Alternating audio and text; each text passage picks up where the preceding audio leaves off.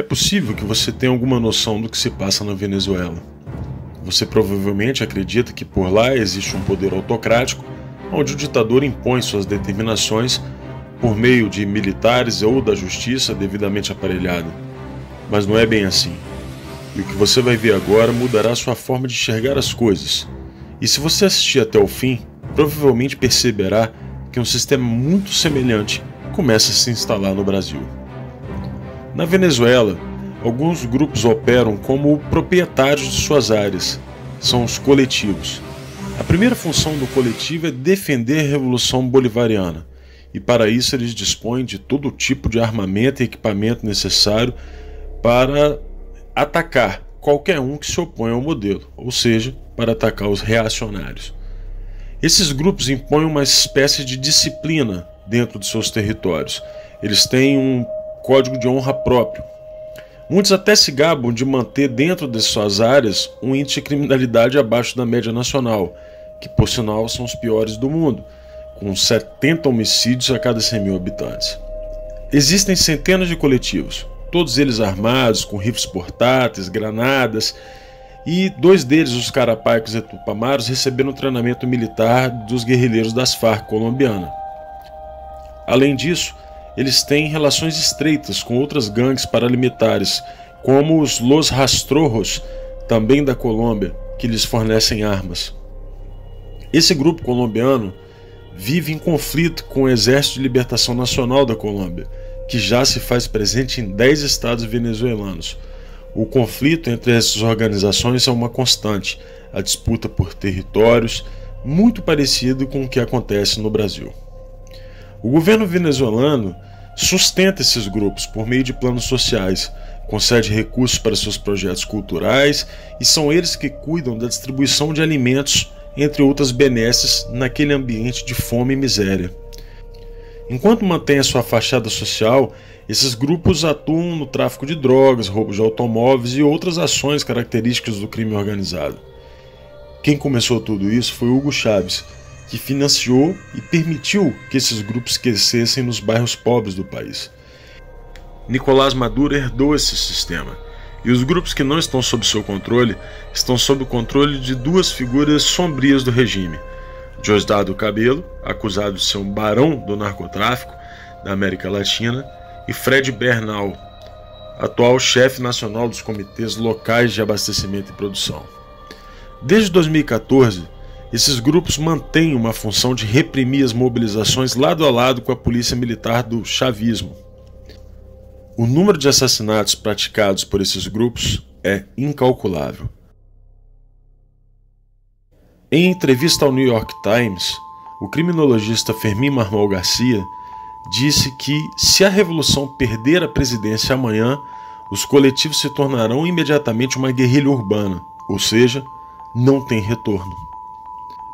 Os coletivos mais conhecidos são o Movimento Revolucionário de Libertação Carapaica, que usam vestimentas militares e escondem o rosto, e o seu líder é o comandante Murat. Suas armas incluem M4, rifles FAL, e são considerados um dos 2 grupos mais perigosos. O segundo grupo mais perigoso é o La Pedrita, que nasceu em 1985 por Carlos Ramírez Valentim. São responsáveis por inúmeros homicídios. Outro grupo conhecido é os Los Tupamaros, é uma organização de tendência marxista-leninista que herdou o nome do grupo guerrilheiro uruguaio sob o lema Comuna ou Nada. Esse grupo é apontado como o principal repressor dos protestos de oposição ao regime de Maduro. Existe a Coordenadoria Simón Bolívar, que atua em Caracas e se autoproclama um dos coletivos fundadores do regime. O coletivo Alexis Vive é conhecido por suas ações armadas e recentemente atacou as instalações do maior sindicato empresarial do país. O último grupo é o Grande Polo Patriótico, criado em 2011 e formado por 28 conselhos setoriais, que possui 10.810 mini-coletivos. Como você pode perceber, o sistema de dominação do povo venezuelano não pode ser revertido por um sistema eleitoral simples ou pela queda de Maduro. A melhor definição do que aconteceu por lá foi feita por Lech Walesa. Segundo Walesa, fazer o socialismo é fácil. É como fazer uma sopa de peixe de um aquário. Basta aquecer a água, não precisa nem temperar, as plantas já estão lá dentro. Fazer o contrário, criar uma sociedade livre a partir do comunismo, é como fazer o aquário utilizando uma sopa de peixe. Isso é complicado.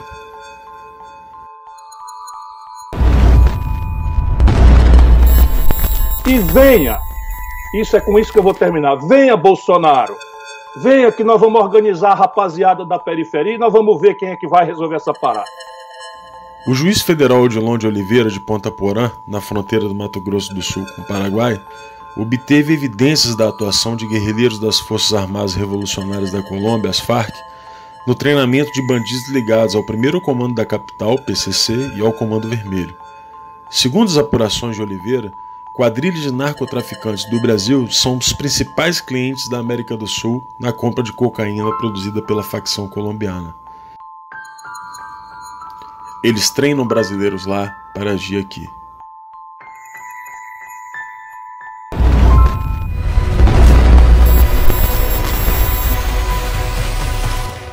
A revolução do lumpenproletariado já está em andamento no Brasil.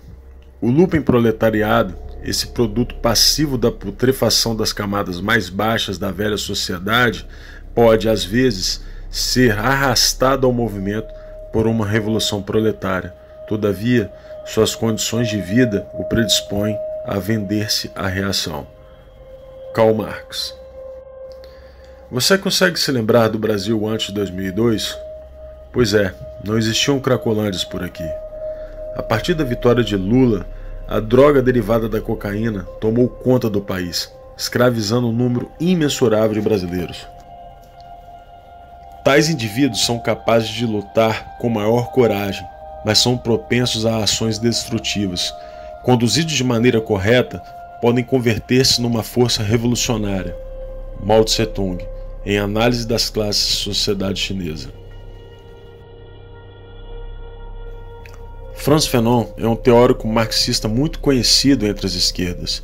Seguidor do maoísmo, é proponente de uma revolução mundial, razão pela qual ações muito semelhantes acontecem em todos os lugares onde o comunismo possui seus tentáculos. É dentro dessa massa da humanidade, esse povo das favelas, do núcleo do lumpesinato, que a rebelião vai encontrar o seu ponta de lança urbano. Venha Bolsonaro, venha que nós vamos organizar a rapaziada da periferia e nós vamos ver quem é que vai resolver essa parada.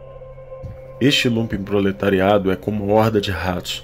Você pode chutá-los e jogar pedras neles, mas, apesar de seus esforços, vão continuar roendo as raízes da árvore.